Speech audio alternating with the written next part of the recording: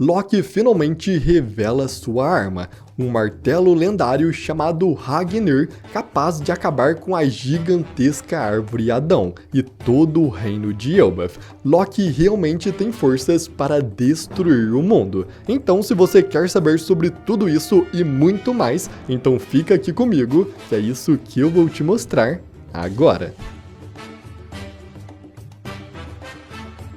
Loki nasceu em Elbaf há 63 anos, cerca de 10 meses depois que Charlotte Enlignen, de apenas 5 anos, foi deixada na ilha por seus pais, e sua vinda a esse mundo foi seguida de várias tragédias. Antes do nascimento de Loki, seu pai profetizou que ele seria morto por seu próprio filho. Já no ano de seu nascimento, o corcel real, o cavalo da fortuna, morreu, e o herói Jorul foi vergonhosamente morto por Charlotte Enlignen. Um ano depois, a sua mãe morreu de causas desconhecidas e desastres naturais começaram a atormentar Elbaf, e para piorar, conforme Loki crescia, ele ia mostrando sinais perversos. Aos 10 anos, Loki usou sua força natural para forçar as feras no submundo de Elbaf a servirem a ele. Sob a ameaça de serem mortas, ele então começou a lançar as feras nas aldeias dos gigantes, causando estragos em massa e se divertindo com isso. Ele gostava do caos. Durante a maior parte de sua juventude, Loki esperava seu pai partir antes de fazer brincadeiras mortais com os gigantes de Elbaf. Em um ponto, ele até mesmo queimou uma vila inteira enquanto ria totalmente disso. Por causa de tudo isso, os gigantes passaram a ver Loki como uma grande ameaça, como um verdadeiro demônio. Mas ainda assim, nada era feito. Afinal, ele era filho do rei, até que ele finalmente cometeu o maior de seus crimes. 14 anos atrás, Loki voltou sua atenção para uma lendária Akuma no Mi que foi passada de geração em geração pela família real dos gigantes. Isso colocou em conflito com seu próprio pai, o então rei de Elbaf, Harald, levando Loki não apenas a esfaquear Jarul na testa com uma espada, fazendo ela atravessar seu crânio, mas também a matar Harald para obter a fruta para si e comê-la, cumprindo assim a profecia de seu pai, que seria morto pelo próprio filho. No entanto, 6 anos atrás, Loki foi capturado por Shanks e trazido de volta para Elbaf e sentenciado à crucificação. Loki quase conseguiu se libertar no início, mas os gigantes mais fortes de Elbaf foram capazes de trabalhar juntos para segurá-lo e impedir sua fuga, envolvendo ele em algemas feitas de pedras do mar através da árvore do tesouro Adão no submundo.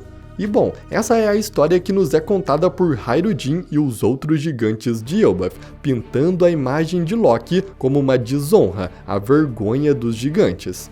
E boa parte dessa história parece ser verdadeira, como Loki ser um delinquente e gostar de caos e confusão, até porque o próprio Loki diz que quer destruir o mundo, mas uma coisa ainda não se encaixa. É dito que Loki lutou contra seu pai, o rei Harald, contra Jarul e contra vários outros gigantes guardas do rei, para poder roubar a fruta. E os únicos sobreviventes desta batalha foram o próprio Loki e Jarul, que acabou com uma espada atravessada em sua cabeça, que de acordo com ele, foi o Loki quem fez isso.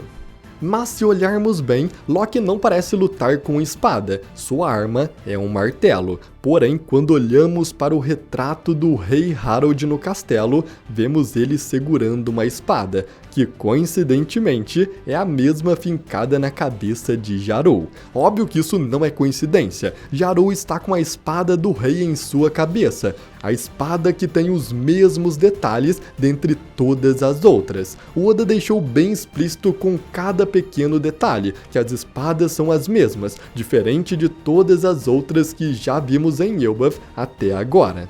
O que nos faz pensar se Loki é realmente o culpado, já que foi o rei quem atacou Jarul. Jarul teve sua cabeça atravessada, o que obviamente lhe causaria danos graves, como perca de memória. Ele apenas acordou no campo de batalha e ao ver todos derrotados e apenas Loki vivo, ele deduziu que foi Loki quem o atacou também, o mais sensato a se pensar. Mas ainda assim, mesmo sendo inocente nesse crime, Loki continua sendo uma ameaça. Ele pode não usar uma espada, mas o seu martelo é um grande problema. No capítulo 1141, descobrimos por meio de Ripley que os gigantescos galhos da árvore Adão são na verdade aldeias. Uma aldeia de gigantes é construída em cada galho da árvore, e em um galho muito específico, uma aldeia inteira foi destruída porque o galho pegou fogo depois de ser atingido por um raio, e precisou ser cortado antes que o fogo se espalhasse para os demais. Por causa disso, descobrimos a única coisa que os gigantes temem: o incêndio. No capítulo 866, Big Mom, totalmente incontrolável, iniciou um incêndio na aldeia a oeste do Reino do Sol. Também descobrimos que Loki incendiava aldeias por diversão, e agora descobrimos também que a aldeia Haugen pegou fogo e teve que ter seu galho cortado. E de acordo com Ripley, a maior fraqueza da árvore Adão é justamente raios e o fogo, o que se conecta diretamente com Loki e seu martelo lendário. Desde a primeira aparição de Loki, já podemos ver um martelo gigante atrás dele que está acorrentado, por mais que seja difícil ver nos primeiros painéis, e é no capítulo 1131 que vemos completamente esse martelo. Ele é gigante e em forma de um paralelepípedo negro, com um enorme cabo se estendendo dele.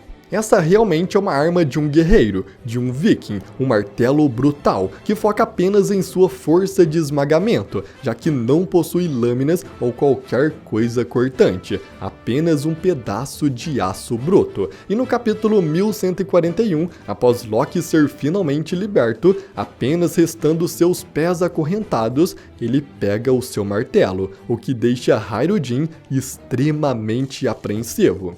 E Hairudin grita com Loki, não apenas para ele largar a sua arma e se render, ele é bem específico: tire as mãos do Ragnir, largue esse martelo. Hairudin não ficou apreensivo pelo fato do Loki ter acordado, mas sim por ele estar segurando o Ragnir, mostrando que este martelo é muito mais especial do que parece, e também muito perigoso. Seu nome Ragnir, além de ser uma referência a dois nomes da mitologia nórdica, sendo o martelo de Thor Mjolnir e o Ragnarok, o fim do mundo nórdico, que está relacionado a Loki, já que foi Loki na mitologia nórdica quem dá início ao fim do mundo Ragnarok, mas também Ragnir é escrito com dois kanjis em japonês, que significa literalmente trovão de ferro, o que já nos dá uma pista de seu poder. Ripley, nesse mesmo capítulo 1141, fala que a fraqueza da árvore Adão são os raios e o fogo, e que se pegar fogo em algum lugar, é preciso cortar o galho junto com a aldeia inteira para o fogo não se espalhar para outras áreas. Então a apreensão de Hairudin é porque Loki tem o poder de criar raios com o seu martelo, e assim incendiar Elbaf, um poder muito semelhante ao martelo de Thor Mjolnir, que inclusive inspirou o nome do martelo de Loki aqui em One Piece, Ragnir. E uma dúvida inicial que eu tive ao ver esse martelo no capítulo 1141 foi por qual motivo os gigantes, ao prenderem o Loki, colocaram a sua arma do seu lado. Esta arma tão destrutiva que pode simplesmente destruir todo o reino de Elbaf, além de queimar toda a árvore Adão. Geralmente as armas são guardadas separadas dos prisioneiros, ainda mais uma tão perigosa quanto essa. Deixar a arma com o prisioneiro é algo muito estranho. Era para os gigantes terem levado o martelo de Loki, sendo que ele é capaz de criar raios e incendiar. Mas ainda assim, eles não levaram, e isso com certeza tem um grande motivo. De acordo com a lenda do martelo Mjolnir, que inspirou o Ragnir, ele é um martelo especial que pode ser levantado apenas por aqueles que são dignos. Na lenda, apenas Thor era capaz de levantá-lo e usá-lo em batalha, e como o martelo de Loki ficou com ele por todos os seus 6 anos de confinamento e ninguém o tirou dali, é muito provável que os gigantes não o levaram justamente porque eles não conseguiam levantá-lo, apenas Loki era digno de manejá-lo. Isso também se encaixa com a lenda de Arthur e a lendária espada Excalibur. Basicamente, essa história conta que uma lendária espada chamada Excalibur foi presa em uma rocha e apenas o escolhido seria capaz de tirá-la dali. Muitos tentaram ao longo do tempo, mas apenas um garoto foi capaz de tal feito, o Arthur. E não foi por força, já que existiam homens muito mais fortes que tentaram tirar antes. Foi porque Arthur era o escolhido, que acabou se tornando o novo rei.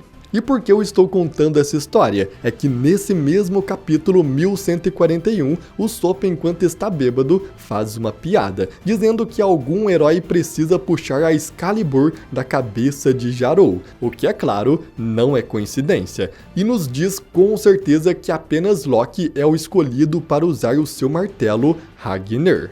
Porém, também nos diz que um herói digno seja capaz de levantá-lo também. E essa pode ser a hora de Usopp finalmente se destacar nesse arco. Usopp, que já vem mentindo desde o começo da história que é capaz de levantar martelos extremamente pesados de várias toneladas apenas para enganar seus inimigos. E como suas mentiras se tornam realidade, a hora dele levantar um martelo realmente pesado iria chegar.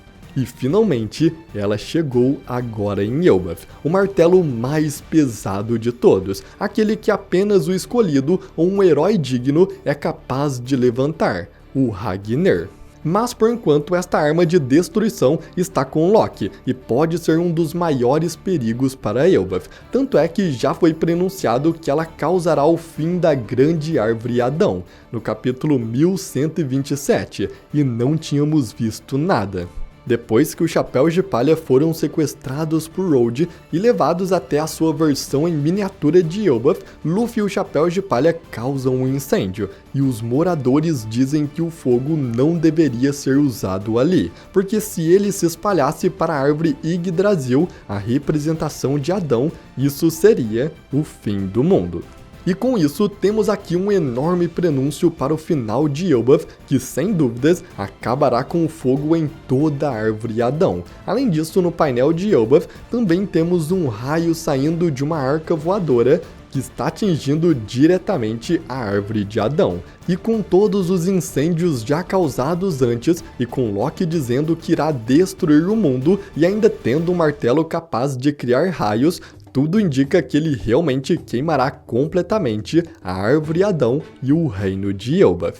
E isso não está longe de acontecer, já que seria um paralelo ao que aconteceu em Ohara, com também uma enorme árvore antiga, a árvore do conhecimento, sendo completamente queimada. E em Ohara os arqueólogos salvaram todos os livros, que inclusive estão agora em Elbaf. Então, com Adão queimando, desta vez é Robin quem precisará salvá-los, assim como também salvar o Sal. Ao longo de One Piece já vimos muita destruição. Marineford foi destruída na guerra, a Ilha do Céu Skypiea quase foi completamente destruída por Enel, Egghead foi queimada pelo Buster Call, assim como também Ohara, e até mesmo tem o prenúncio de que Luffy destruirá a Ilha dos Homens Peixes com fogos saindo dele nesse prenúncio. Então a árvore Adão ser queimada não está longe da realidade, e provavelmente vai acontecer no final do arco, e tudo isso pelas mãos de Loki,